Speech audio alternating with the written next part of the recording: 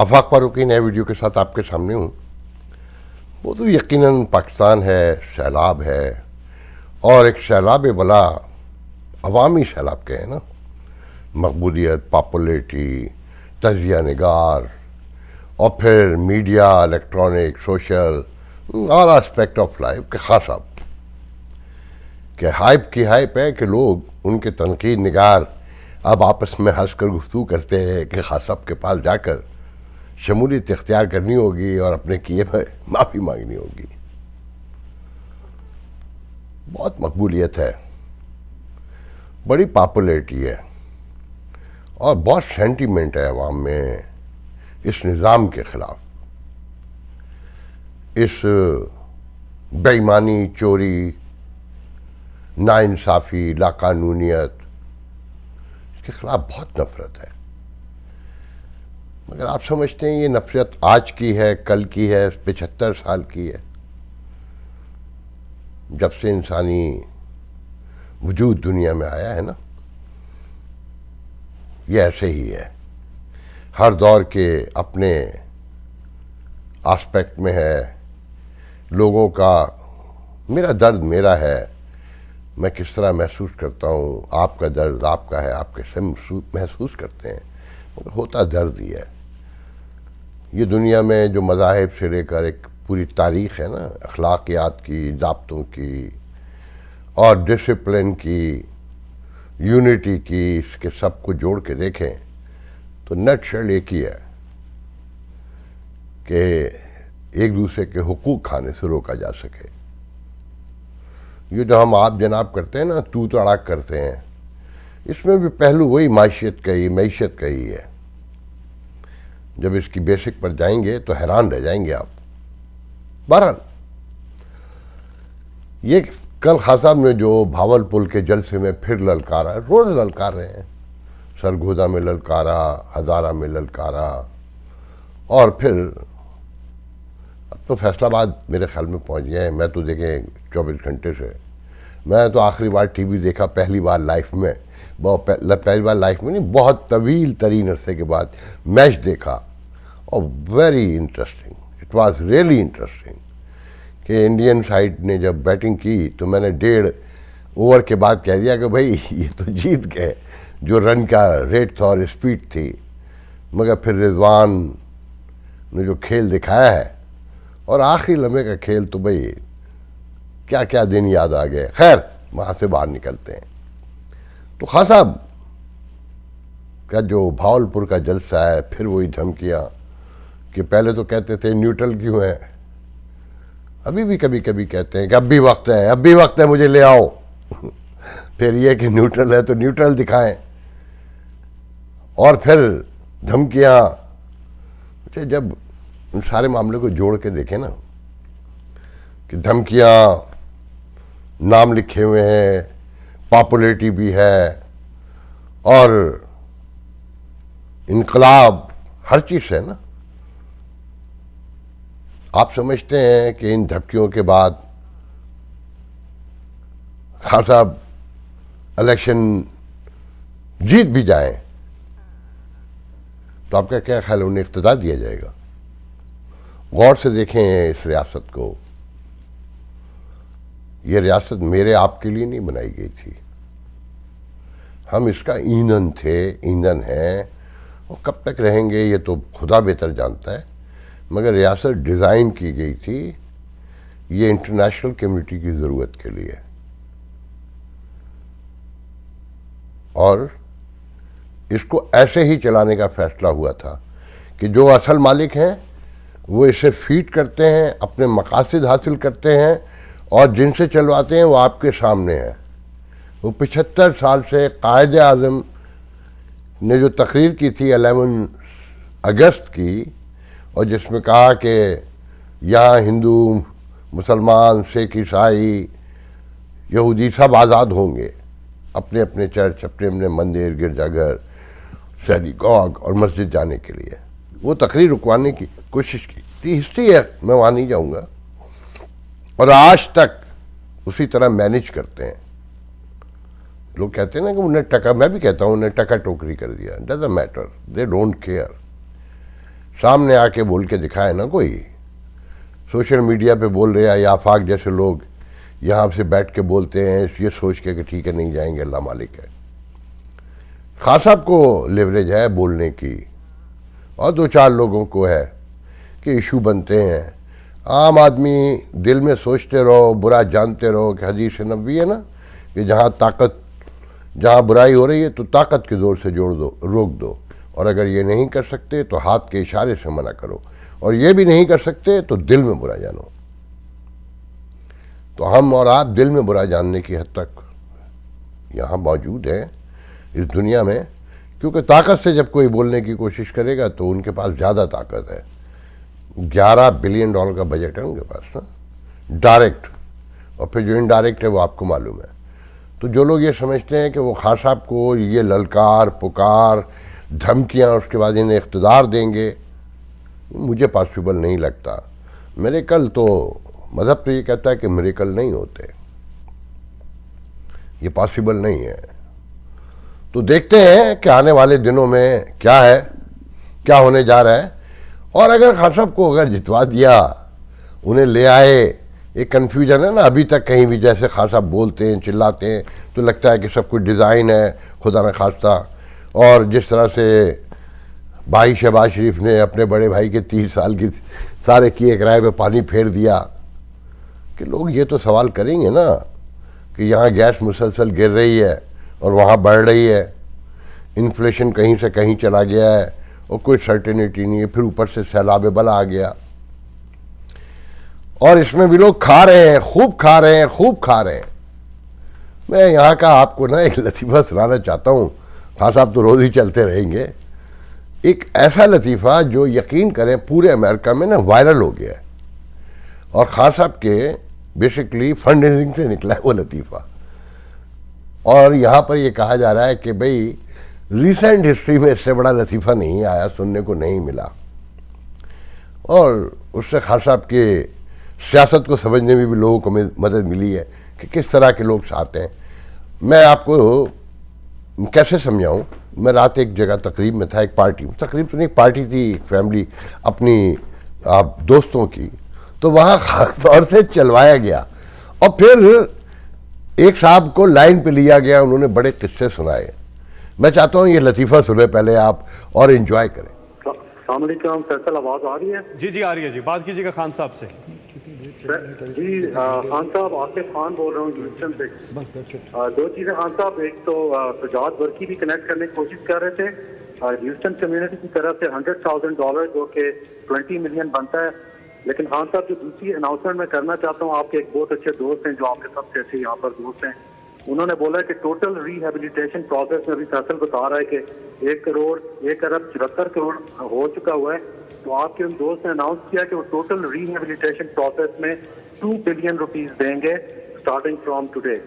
तो ये this will be $10 million, वो आपके टोटल रिहेबिलिटेशन प्रोसेस में, ये अनाउंस $10 मिलियन, लेकिन उन्होंने बोला है वो उनका नाम नहीं अनाउंस करें, but you know him well. Thank you Khan साहब। बहुत बहुत शुक्रिया आतिफ, और उनका शुक्रिया अदा करना इस फॉरेन फंडिंग का, शुक्रिया जी। हमारे साथ एक और कॉलर हैं, अस्सलाम वालेकुम। जी वालेकुम अस्सलाम, मैं अंजुम असद बात कर रही हूँ, wife of Adnan Asad from Florida, USA. ये टॉक ऑफ द टाउन है कम्युनिटी में, पूरे लॉस एंजलिस से मियामी तक और वैंकूवर से टोरंटो तक। तो मैंने उस पर वहाँ कुछ लोगों से सवाल किया कि यार इसमें क्या बड़ी बात है 10 बिलियन। तो एक साहब ने, जो उनका दावा था कि वो आतिफ खान साहब को बहुत करीब से जानते, माथा पीट लिया लिटरली। कहने लगा फक साहब आप नए आए इस शहर में, ठीक है आप 90 से आते होंगे, मगर आप लोगों को नहीं जानते। उन्होंने कहा कि ये सिंबल है कि ये फंड रेजिंग नाकाम हो गया। तो मैंने कहा इसमें गौर करें। उन्होंने बहुत तरीके से एक बहुत प्रोफेशनल बात की है, बहुत लीगल टर्म में बात की है। उनका कि ये आपके जो आपका सोशल प्रोग्राम है, रिलीफ प्रोग्राम है, उसके एंड तक दिए जाएंगे, मतलब स्टार्ट गुना टुडे और टिल एंड, जब ये ख़त्म होगा। वो साल भी हो सकता है, वो 2 साल भी हो सकते हैं, वो 3 साल भी। तो उन्होंने कहा कि लोगों ने ये सुना है कि $10 बिलियन दिए जाएंगे, और कहने वाले की वर्थ भी काउंट होती है और सराउंडिंग भी काउंट होती है, और जिससे उम्मीद थी उसने $1 मिलियन ऑलरेडी दे दिया। और जो दूसरा जो बड़ा डोनर यहाँ काउंट होता है असद अदनान, उसकी वाइफ उसके फौरन बाद आती है, वो कहती है मैं $1 लाख दे रही हूँ। और वो असद अदनान ये मुशर्रफ साहब के कज़न बताए जाते हैं, पार्टनर भी बताए जाते हैं, मुझे नहीं पता। उनके एक पार्टनर इस वक्त जो बिजनेस पार्टनर कहा जाता है तनवीर, यहाँ पर वो 3 T's मशहूर हैं, ताहिर जावेद, तनवीर और ताहिर भट्टी। वो रेहान सिद्दीकी को लेकर शीला जैक्सन और टॉम साजी के साथ पाकिस्तान में ऑफिशियल विजिट में इस वक्त, आप लोगों ने सुना होगा। और ऑफिशियल विजिट भी कैसे कि हाई ऑफिशियल आर्मी ऑफिसर इसमें शामिल हैं, और खान साहब से भी मुलाकातों का प्लान था। और कैसे हो नहीं मुझे उसकी डिटेल पता है, मगर मैं उस तरफ नहीं जाऊंगा कि ताल्लुकात मना कर दिया गया हो, कि मगर ये कि बनी गाला नहीं जाएंगे, बीच में कहीं अरेंजमेंट हो और फिर खान साहब की ईगो, अना, साजिशी थ्योरी। तो अब देखते हैं खान साहब मिलते हैं कि नहीं मिलते हैं। अच्छा, सितारा इम्तियाज़ जो दिलवाना है खातून शीला जैक्सन को, जो पाकिस्तानी कांग्रेस की चेयरपर्सन भी हैं, तो वो मिल तो चुका है खान साहब की हुकूमत में, मगर उसकी कोई तकरीब नहीं हुई। तो कहा जा रहा है कि जी वो सदारती महल में वहीं पर खान साहब आ जाएंगे, मगर हिस्ट्री ये कहती है कि खान साहब अभी तक आरिफ अलवी से मिलने ऐवान सदर नहीं गए, प्रेसिडेंट हाउस नहीं गए। वो छोटा आदमी है आरिफ अलवी, खान साहब बहुत बड़े आदमी हैं, तो वो मिलने वहाँ जाएंगे, उससे जाएंगे। तो अब देखना है कि शीला जैक्सन और टॉम साजी बड़े निकलते हैं कि नहीं निकलते हैं। तो बहुत दिलचस्प सूरत हाल है। देखें, ये सैलाब में जो चीज़ें सामने आ रही हैं ना, ये बहुत खौफनाक है। लोगों की मदद नहीं हो रही और हर तरफ से मदद मांगी जा रही है और मदद आ भी रही है। मैं आपको 1-2 दिन में एक बहुत बड़ी तफसील सुनाऊंगा कि ये हमारा मीडिया ये फ़िरक़ाबंदी की बुनियाद पर, लॉबी की बुनियाद पर कैसे बटा हुआ है, कि कैसे कैसे फ्राडियों को लाकर बिठाता है सिर्फ इस बुनियाद पे कि वो फ़िरक़े से ताल्लुक़ रखते हैं, वो लॉबी का हिस्सा हैं।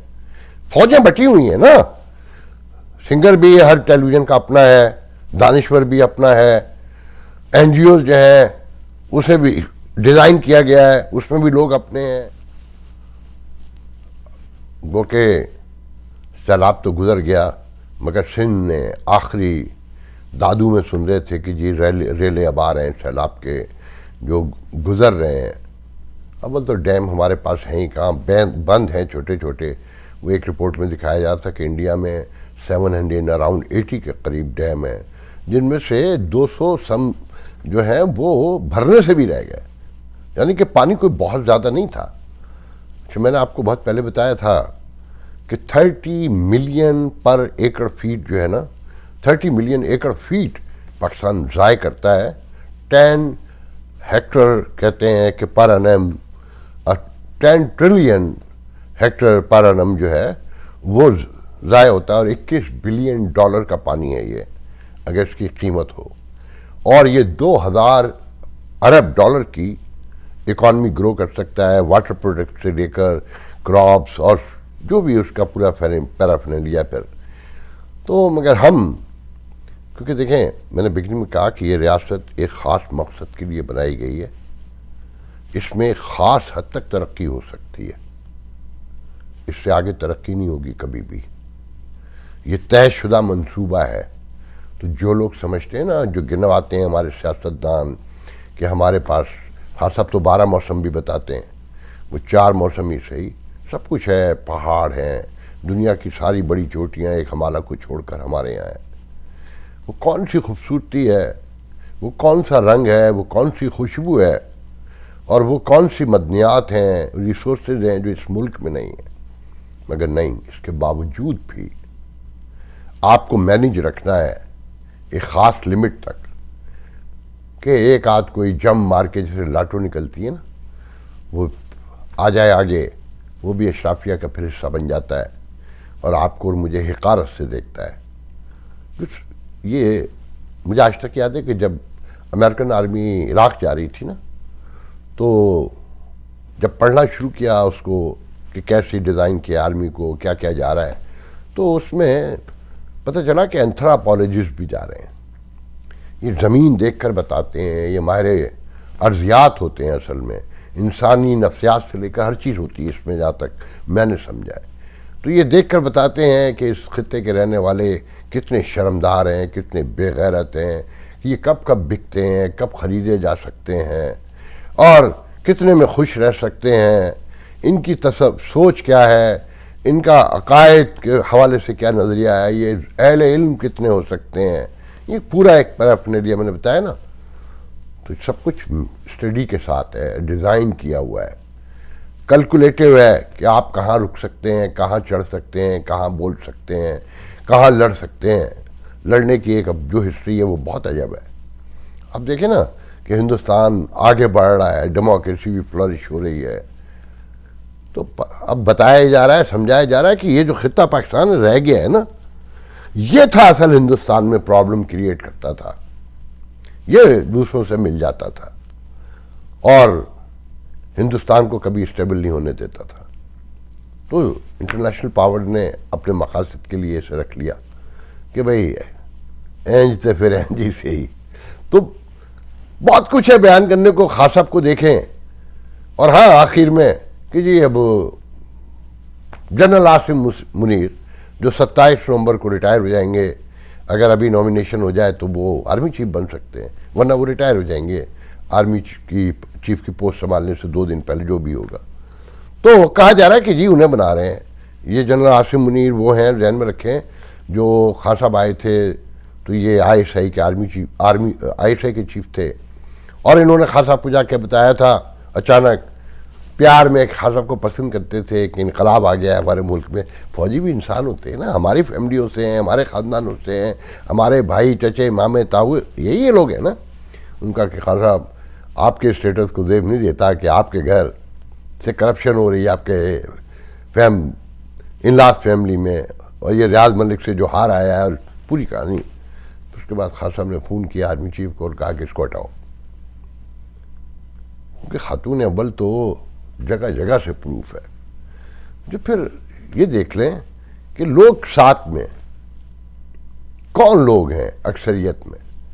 आपने वो वाक़या तो सुना होगा ना कि कराची के डिफेंस से एक बेंटले कार, इंसानी तारीख की अजीब चोरी है, उसमें भी माशाल्लाह हम निकले कि इंग्लैंड से गाड़ी चोरी होती है, ईस्टर्न यूरोप के एक एम्बेसडर के नाम पे पेपर बनते हैं, वो कराची आती है, कस्टम भी पे नहीं होता है, वो यहाँ 3-3.25 लाख डॉलर की गाड़ी है इस वक्त, और पाकिस्तान में 31 करोड़ की ड्यूटी माफ होती है।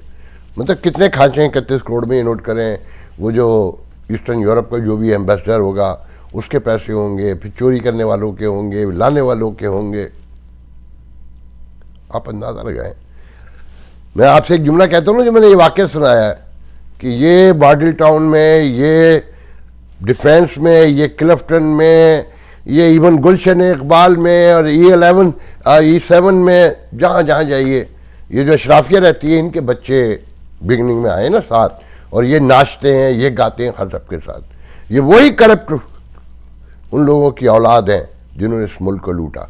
और मेरा चैलेंज है कि जिसके घर से ये गाड़ी बरामद हुई है ना, जो लोग इन्वॉल्व हैं, अगर ये खान साहब के सपोर्टर ना निकले तो मैं जर्नलिज्म छोड़ दूंगा।